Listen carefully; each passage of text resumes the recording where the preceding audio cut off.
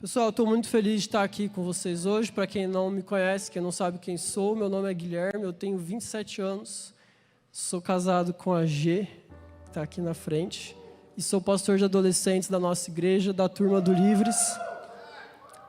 E nós estamos muito felizes com tudo que Deus está fazendo no nosso meio, na nossa igreja.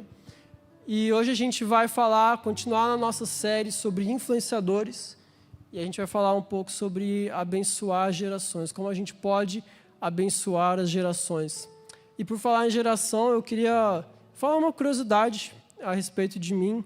Eu, assim como, a maioria dos pequenos garotos brasileiros, quando eu era criança, meu sonho era ser jogador de futebol. Infelizmente não deu certo, né? Por várias coisas. Tanto é que eu estou aqui hoje, não estou jogando nenhum campeonato. Mas tem uma coisa que talvez muitos de vocês não saibam, que para aqueles que não conseguem, geralmente tem uma consequência, que é o famoso boleiro frustrado. E alguns boleiros frustrados, como eu, têm uma mania. Eles acham que são patrocinados por alguma empresa. Só que não, né? E eu, infelizmente, fui um desses boleiros frustrados e sou ainda um pouco meio vidrado na Nike. E eu falava, cara, quando eu for jogar bola, é só chuteira Nike. Um dia eu lembro que eu era criança ainda, eu comprei uma Adidas, eu falei, cara, não ficou bom no meu pé, a chuteira era maravilhosa, não tinha nada de errado com ela. Mas na minha cabeça era, cara, não dá para usar o Adidas, eu preciso voltar para a Nike. E aí quando eu jogo com a Nike, você já sabe, né? Futebol brilha, é outra coisa. Mas é impressionante como marcas marcas como a Nike, elas têm um poder de influência muito forte na vida das pessoas, na vida de crianças, na vida de jovens, porque até hoje as minhas chuteiras são todas Nike. E tudo isso por conta de visão. Essas empresas, elas têm uma visão que alcançam gerações. E eu vou falar um pouquinho mais sobre isso, mas hoje o nosso texto está lá em Joel 2:28. Eu gostaria que você abrisse sua Bíblia.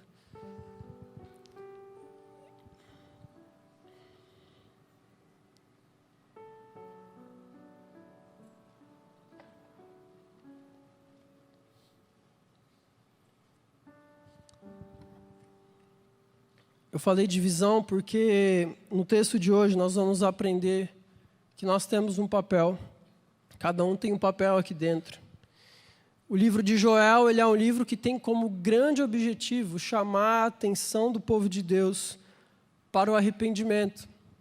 Joel é um livro que dá um alerta para que o povo de Deus pudesse escapar do juízo e também desfrutar das bênçãos trazidas com a chegada do dia do Senhor. E embora para muitos eu espero que essa seja uma palavra de encorajamento, de chamado, de despertamento, a primeira vez que eu parei para estudar esse texto de verdade foi um tempo de muita confrontação a respeito eu não sei se confrontação existe, mas foi um tempo de muito confronto a respeito do que eu estava vivendo e de como eu estava levando a minha vida. Esse texto de Joel 2:28, ele fala a respeito das gerações e de como Deus tem um propósito para cada geração. E é muito interessante porque o livro de Joel, ele começa dizendo assim, o versículo 2 diz, ouçam isto, líderes do povo, ouçam todos que habitam na terra, em toda a sua história, já ocorreu algo semelhante? E aí ele fala, contem a seus filhos o que aconteceu, e que seus filhos contem aos filhos deles. Transmitam essa história de geração em geração. A profecia que Joel entrega para o povo aqui era uma profecia que precisava atingir várias gerações. E eu creio de todo o meu coração que Deus quer falar com cada geração que está aqui representada. Com crianças, com jovens adultos, com velhos. Deus quer falar com todos nós. E Ele já tem feito isso. Na semana passada, o Zé pregou aqui sobre o relacionamento de duas pessoas, Paulo e Timóteo, que não eram das mesmas gerações, ainda assim o Espírito se derramava sobre eles, eles viviam algo profundo em Deus. Há um tempo atrás, ainda dentro dessa série, o Felipe Breder pregou a respeito da visão de Deus para despertar os corações dos jovens, e eu creio que Deus quer falar ainda mais sobre isso. Nós podemos evangelizar e cuidar da nossa geração, mas eu creio que é um tempo onde Deus quer que nós possamos discipular a próxima geração. O texto de Joel 2:28 diz assim: então, depois que eu tiver feito essas coisas, derramarei meu espírito sobre todo tipo de pessoa. Seus filhos e suas filhas profetizarão, os velhos terão sonhos e os jovens terão visões. Olha que incrível. O texto fala que quando o Espírito do Senhor se derramasse, ele se derramaria sobre toda pessoa, sobre todo e qualquer tipo de pessoa. E o texto ele vai citar aqui 3 gerações diferentes.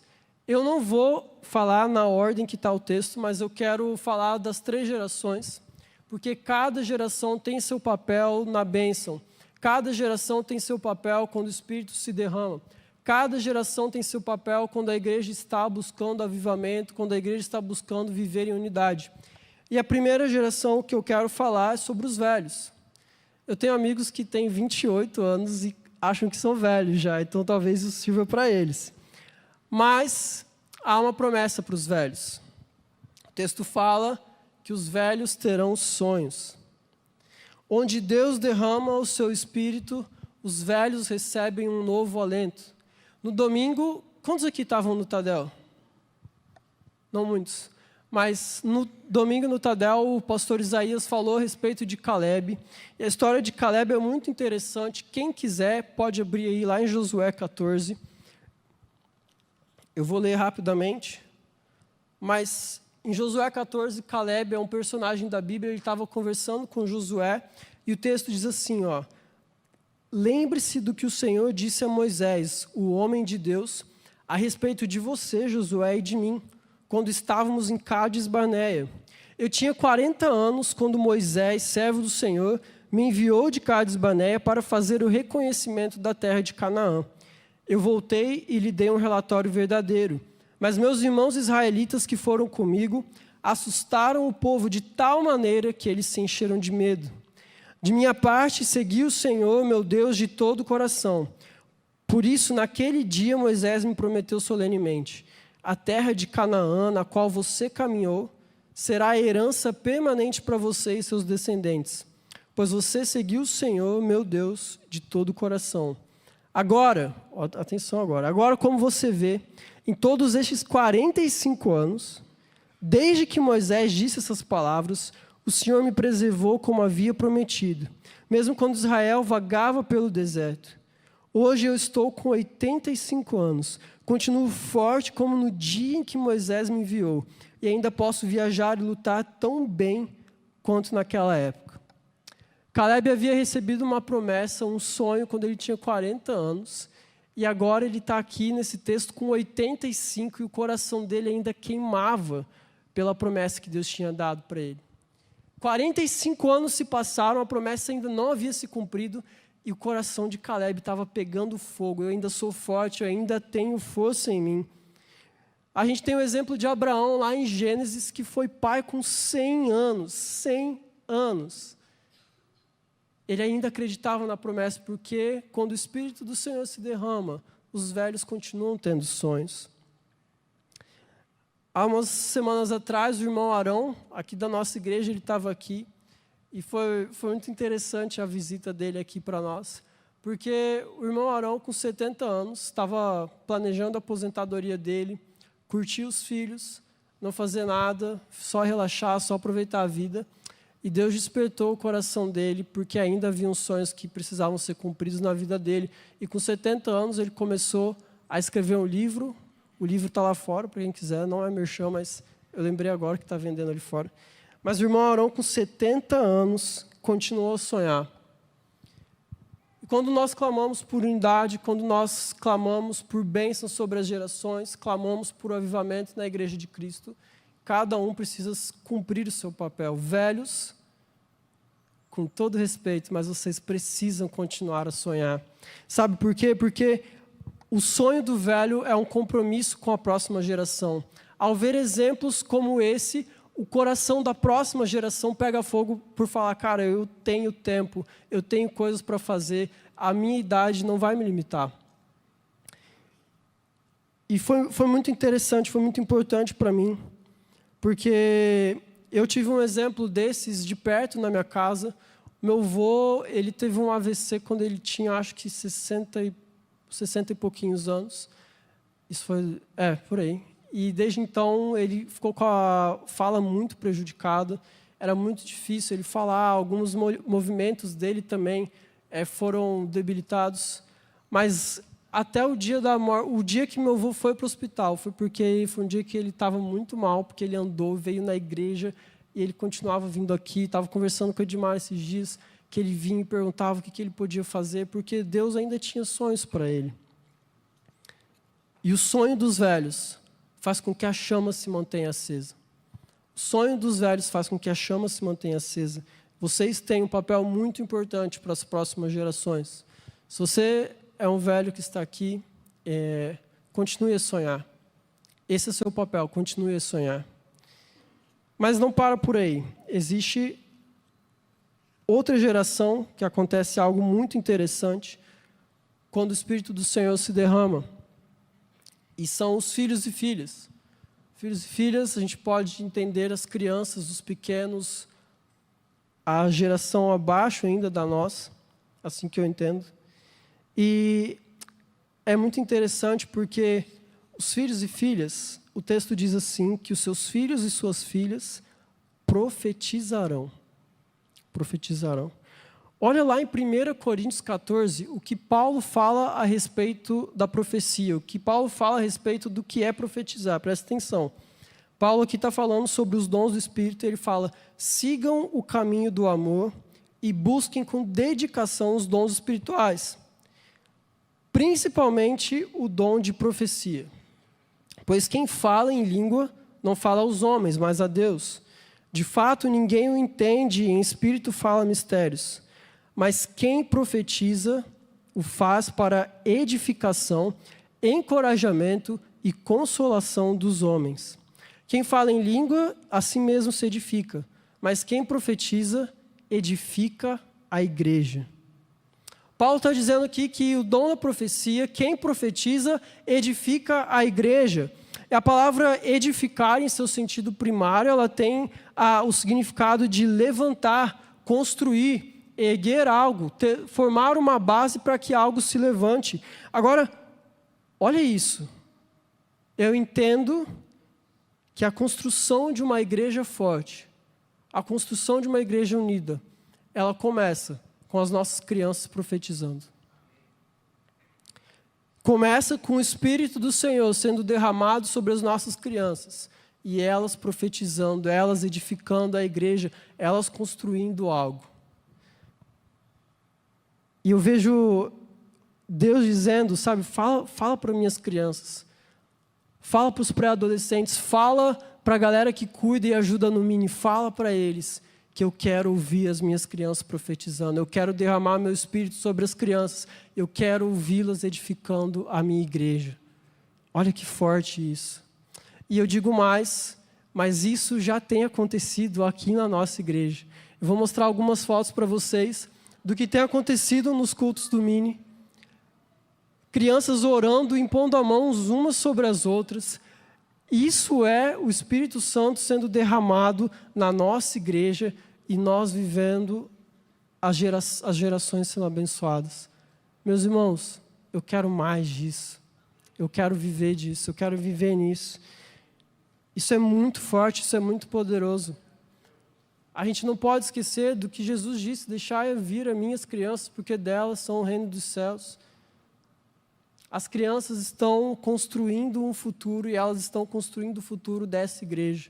Nós precisamos investir nelas. Nós precisamos gastar tempo com elas. Pais, vocês precisam ensinar os seus filhos. Aqui falem aos seus filhos, ensinem os seus filhos a orarem. Ensinem os seus filhos a buscar a Deus. Ensinem seus filhos a ter um relacionamento com o Espírito Santo. Mas ainda falta uma geração. Que somos nós, os jovens. Quem aí é jovem?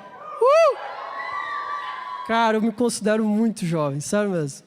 Muito jovem, eu fico muito feliz com isso. Na verdade, nos meus planos aqui, eu não cheguei nem a 1/4 de vida ainda. Eu estou muito feliz, muito empolgado, quero viver muito. Mas aqui tem os jovens. E quando o versículo fala com os jovens e fala, jovens, os últimos, porém não menos importantes, jovens, vocês terão visões. Sabe, o termo jovem aqui, ele significa os escolhidos. Ele é usado com frequência para designar aqui na Bíblia homens e pessoas que já tinham idade para ir para a guerra, jovens que eram chamados para ir para a guerra, pessoas que foram escolhidas para enfrentar uma batalha, para lutar contra algo. E é muito interessante porque, através desse texto de Joel, eu vejo que os jovens eles têm um papel muito, muito importante aqui na igreja, na igreja como corpo de Cristo. Quando ele fala visão, eu entendo por visão que é a direção de onde Deus quer nos levar.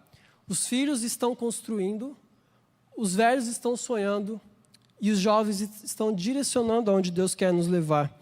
O pastor Andy Stanley, que ele é pastor da North Point Church, ele vai dizer num livro que ele tem que a visão ela é a força motriz de uma organização. E força motriz, de uma maneira bem resumida, é uma força que impulsiona, uma força que faz mover, ou que ocasiona o movimento de alguma coisa. Quero dizer para vocês, jovens da Primeira Batista, que a nossa visão, e isso me inclui, e a nossa tarefa é fazer a coisa andar. A sua tarefa, a minha tarefa é fazer com que a coisa ande. Se nós estamos parados, nós temos responsabilidade nisso. E é muito interessante porque uma visão ela pode mover pessoas, ela pode mover organizações, ela pode fazer com que pessoas sejam tomadas por isso, assim como eu fui tomado pela Nike.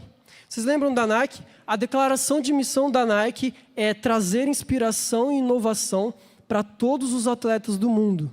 E aí eles complementam. Se você tem um corpo, você é um atleta. Eu já fico, cara, eu sou um atleta. Sou um atleta. E foi muito interessante porque essa semana a Nike fez 50 anos de história.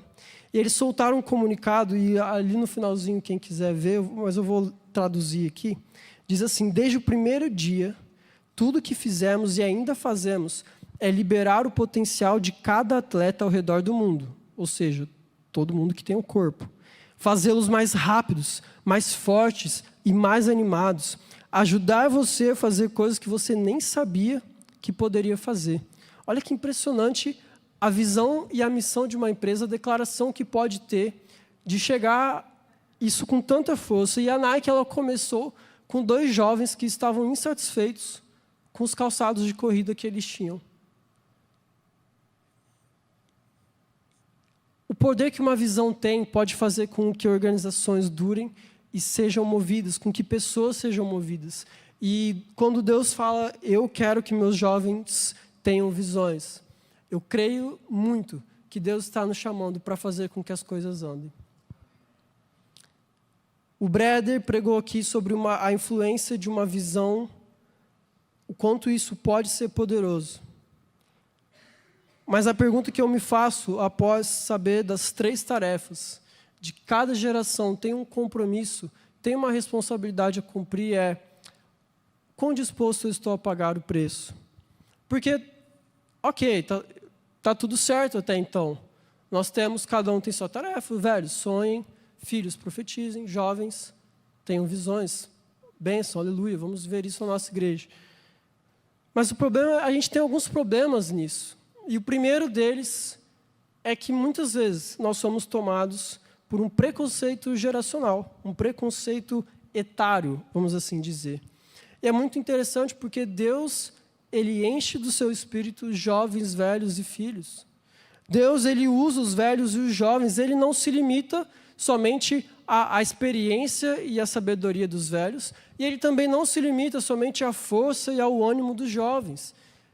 Na verdade, lá em Salmo 119, versículo 100, o salmista vai dizer que Ele é mais sábio do que os anciãos, do que os velhos. Olha só. Mas, ao mesmo tempo, lá em Isaías 40, o texto vai dizer que até os jovens se cansam, mas aqueles que esperam e confiam no Senhor terão suas forças renovadas. Jovens, vocês podem ser sábios. Velhos, vocês podem ser fortes. O Espírito Santo, quando o Espírito Santo se derrama, ele não faz distinção, ele não tem preconceito de idade. O velho pode ter vigor, o jovem pode ter sabedoria. Sabe, é muito interessante porque o texto diz que eu derramarei meu Espírito sobre todo tipo de pessoa. Filhos, filhas, velhos, jovens, servos e servas. Paulo vai usar esse mesmo texto lá em Romanos, quando ele está falando que não há mais distinção entre escravos, servos, filhos, filhas, homens, mulheres. O Espírito do Senhor, ele quer se derramar sobre todos. E nós precisamos parar com esse preconceito, essa guerra que há muitas vezes em geração. E eu me coloco nesse lugar, como eu falei, essa palavra, ela foi um confronto para mim, porque muitas vezes a gente fala, a geração Z, os zillennials, os millennials, não sei o quê, e eu acho muito legal estudar essas terminologias, estudar sobre as gerações, mas a gente precisa entender que nós somos um só corpo. O Espírito do Senhor, ele se derrama sobre cada um, sobre todos nós. As fronteiras tradicionais, sociais, que muitas vezes a gente põe, elas não têm relação com o Espírito, não aqui. Não no que esse texto diz. E eu quero viver em uma comunidade onde uma geração abençoa a outra sem fazer distinção. Quem aqui quer viver assim? Amém? O problema é que, um segundo problema é que muitas vezes esse preconceito geracional ele gera um outro problema, que as nossas preocupações elas passam muito mais a ser a respeito de nós mesmos do que do nosso próximo. Lá em Marcos 10, a partir do versículo 35, a gente tem a história de dois jovens, dois irmãos, discípulos de Jesus. E olha o que diz o texto. Então Tiago e João, filhos de Zebedeu, vieram e falaram com ele: Mestre, queremos que nos faça um favor. Que favor é esse? Perguntou Jesus. E eles responderam: quando o Senhor se sentar em seu trono glorioso, queremos nos sentar em lugares de honra ao seu lado, um à sua direita e outro à sua esquerda. Olha só, dois discípulos de Jesus, dois jovens que estavam ali vivendo o auge do ministério de Jesus. Jesus estava pregando, Jesus estava curando, Jesus estava transformando a vida das pessoas. E os caras queriam saber quem ia sentar do lado de Jesus quando ele fosse para o trono. Eu entendo desse texto que muitas vezes nós estamos preocupados com a nossa própria grandeza, esquecemos daquilo que Jesus está fazendo ao nosso redor, daquilo que Jesus está fazendo no Mini, daquilo que Jesus está fazendo com os velhos, porque nós queremos a nossa própria grandeza, nossas próprias coisas, queremos abençoar a nós mesmos e não aos outros, e não a próxima geração. Isso é um grande alerta, porque esses jovens se perguntando quem poderia sentar ao lado de Jesus no trono, e aí passa um tempo, Jesus pega uma criancinha no colo e fala que dela é o reino dos céus, ela é a maior no reino dos céus. Ou seja, nada a ver com o que eles estavam querendo, nada a ver com o que eles estavam pedindo. E muitas vezes a gente está batendo a cabeça, querendo viver coisas que Deus não quer que a gente viva, coisas que Deus não tem para nós. Estamos ficando cegos quando o que Ele queria que nós tivéssemos visão. Qual é a visão que Deus te deu? Qual é a visão jovem? E como a gente está num culto jovem, eu estou falando bem especificamente para vocês, jovens. Qual é a visão que Deus te deu? Qual é a visão que você tem abraçado na sua vida? Qual é a causa que Jesus te chamou? Você está lutando pelo quê? Está alinhado com aquilo que Deus quer fazer nesse tempo ou você está vivendo para as suas próprias bênçãos e grandezas?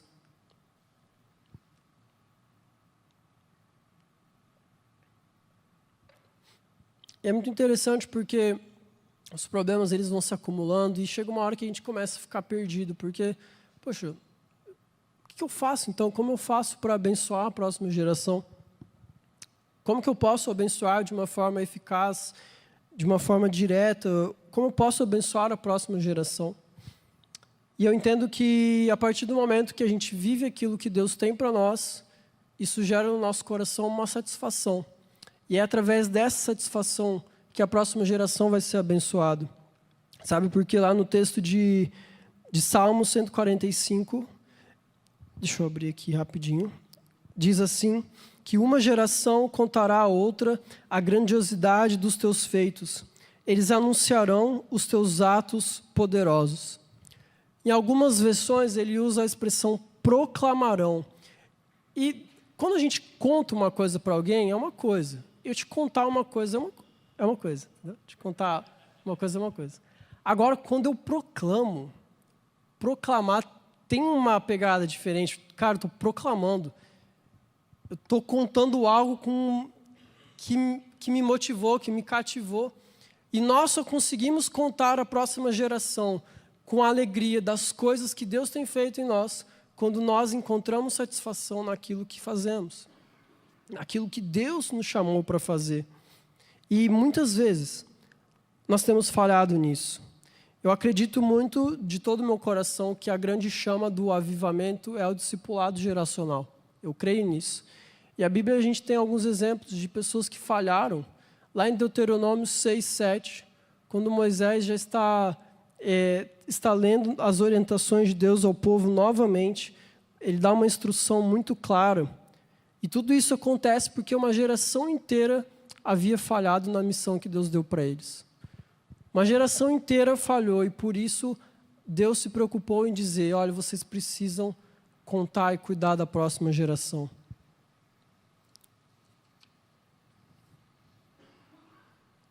Mas tudo isso que eu contei, que eu falei aqui, ele só é possível com duas coisas, e aí vem a grande chave do livro de Joel. A primeira é que o livro ele fala a respeito de um chamado para arrependimento e para estarmos alertas a respeito das coisas que estavam acontecendo. E nós só vamos ter isso, nós só vamos conseguir viver isso como igreja quando nós nos arrependermos, quando nós ficarmos alertas a respeito dos erros que temos cometido, a respeito de não estarmos comprometidos com a visão que Deus tem para nós. E, principalmente, tudo isso só é possível com o derramar do Espírito. Porque o texto diz, depois dessas coisas, eu derramarei o meu Espírito. E esse é o ponto de partida e é o ponto principal para que todas essas coisas aconteçam. Para que os nossos velhos continuem a ter sonhos, para que os nossos filhos e filhas continuem a profetizar, para que nós jovens tenhamos visões a respeito daquilo que Deus tem para nós, e para que tenhamos forças para isso, nós precisamos do Espírito Santo em nós. Essa profecia ela se cumpre lá em Atos 2, no dia de Pentecostes, quando o Espírito Santo se derrama sobre aquelas pessoas. E Pedro, tomado pelo Espírito, ele prega e 3.000 pessoas se convertem. Quando o Espírito Santo se derrama, os jovens fazem o que tem que fazer. Quando o Espírito Santo se derrama, velhos fazem o que tem que fazer. Quando o Espírito Santo se derrama, as crianças fazem o que tem que fazer. Porque é impossível que haja profecias, que haja visão, que hajam sonhos dentro da igreja, que haja sem uma manifestação poderosa do Espírito Santo de Deus. Nós precisamos disso. É assim que nós viveremos um discipulado geracional. É assim que as gerações serão abençoadas. Velhos, sonhem. Jovens, tenham visões. Crianças, profetizem. Cada geração tem a sua função na profecia entregue por Joel. Não existem papéis mais ou menos importantes.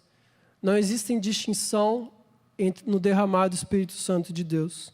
Todos nós precisamos nos comprometer com a nossa geração para que a próxima seja abençoada. Amém?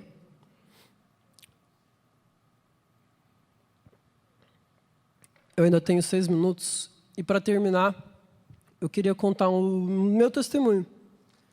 O testemunho de como Deus me chamou para servir a próxima geração. Eu tenho 27 anos. Como eu falei, eu sou muito jovem. Mas hoje eu lidero e pastoreio adolescentes de 13 até alguns de 12, até 18 anos. E já 10 anos de diferença, já com certeza tem um pulo geracional. E eu lembro, em 2016, a gente estava com a liderança dos adolescentes. vou um pouquinho antes. Quando o Rafael era pastor de adolescentes aqui na igreja, desde 2008, se eu não me engano, eu não sei quantos prestam atenção nisso, mas quando a gente elege a diretoria eclesiástica da igreja, aparecem os ministérios. E cada ministério tem o seu líder, o seu responsável e um auxiliar, vamos assim dizer. E acho que desde 2010, desde 2013, o meu nome aparecia como auxiliar dos adolescentes. Aconteceram várias transições na igreja, quem estava aqui na época vai se lembrar, muitas coisas aconteceram. Mas eu lembro desse dia, era 2016, 3 anos se passaram. 16. Ou 17, mas isso não vai fazer diferença para a história. E a gente estava se reunindo porque a gente ia fazer um retiro para os adolescentes da igreja. E a gente estava muito preocupado porque estava numa época que a galera estava muito, muito atiçada.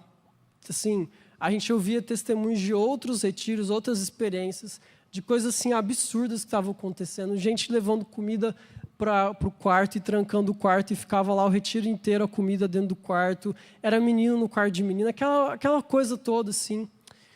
E aí eu estava meio desconcentrado assim, da reunião. Eu lembro que eu abri meu celular. Eu falei, será que eu ainda estou lá no site?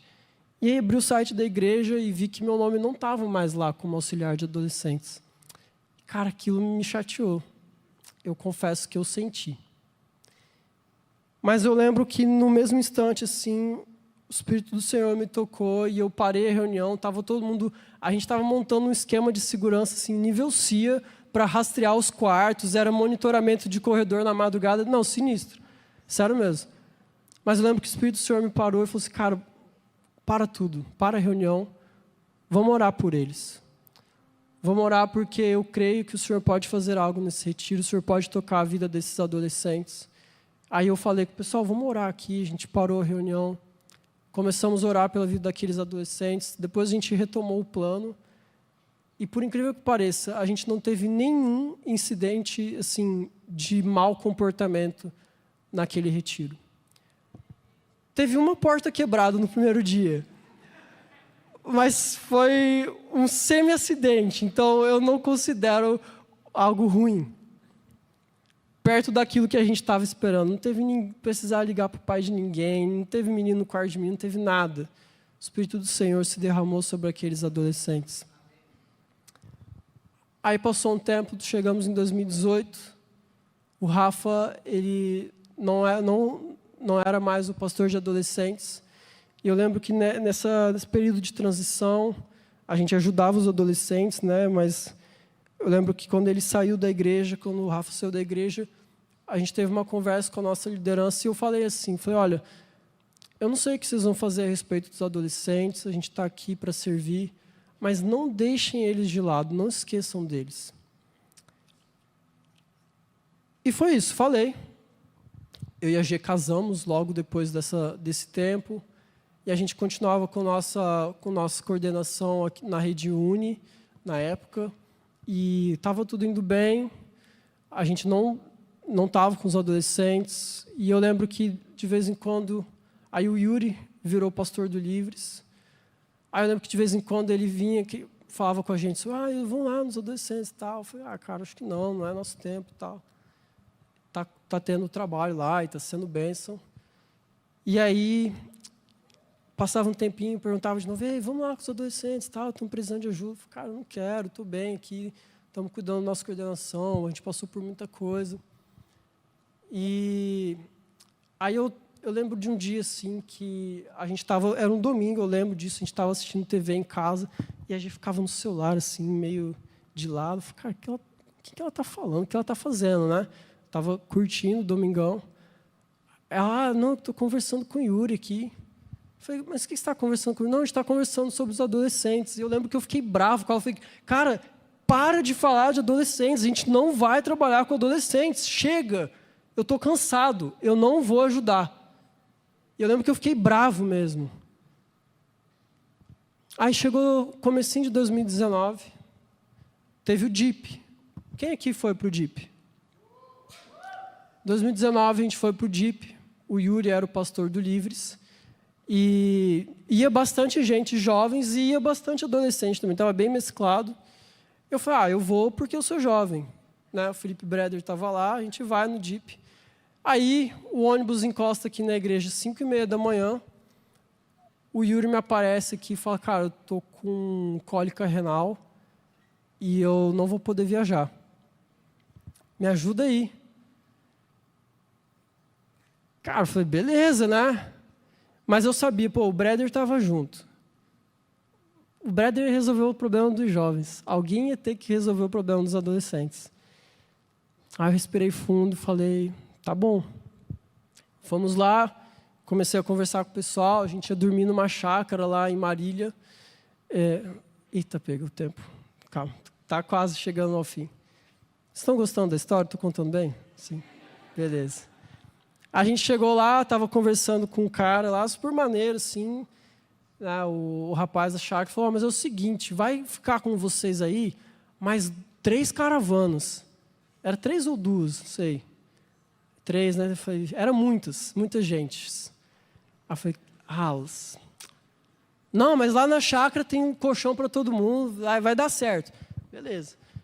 Aí a gente chegou lá, descobrimos que no quarto dos meninos não ia ter lugar para todo mundo, obviamente. Que ilusão. Tive uma ideia.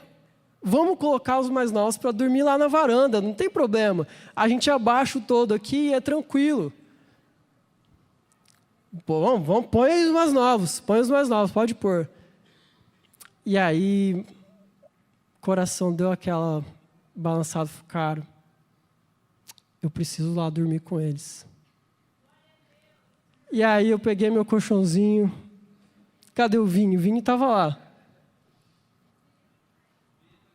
Vini, volta aí, cara. O Vini estava lá, peguei nosso colchãozinho, dormimos, era um toldo, só que passava ar embaixo, era claro, então o dia raiou, a gente acordava e mais.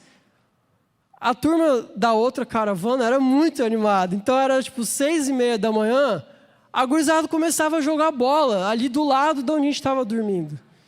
Bola de basquete, sabe? Fica pingando o tempo inteiro e 6h30 da manhã, eu falei, cara, não é possível. Não é possível. E aí, nós ficamos lá e foi uma benção, sim, o Jeep foi muito, muito impactante. A gente teve experiências fortíssimas com Deus lá. E eu lembro de ver aqueles adolescentes quebrantados, estavam, assim, muito entregues. E aí, no finalzinho do Jeep, acho que era a última noite, Deus me deu uma palavra para eles. Eu falava, eu já tive que dormir no chão, não quero ficar... Se eu ficar entregando palavra, eles vão achar que eu quero algo com eles. E aí eu entreguei aquilo que Deus tinha colocado no meu coração. E aí, no final lá, foram alguns pais, acho que 4 pais de adolescentes, eles agradeceram lá por a gente ter cuidado deles e tudo mais. Foi bênção, assim.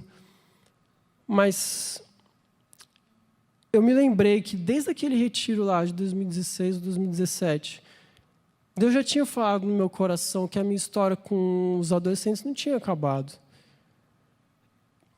Não tinha acabado e eu ficava tentando ignorar isso.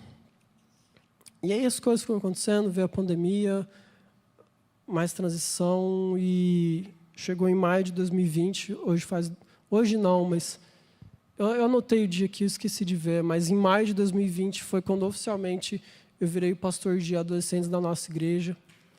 E glória a Deus, glória a Deus.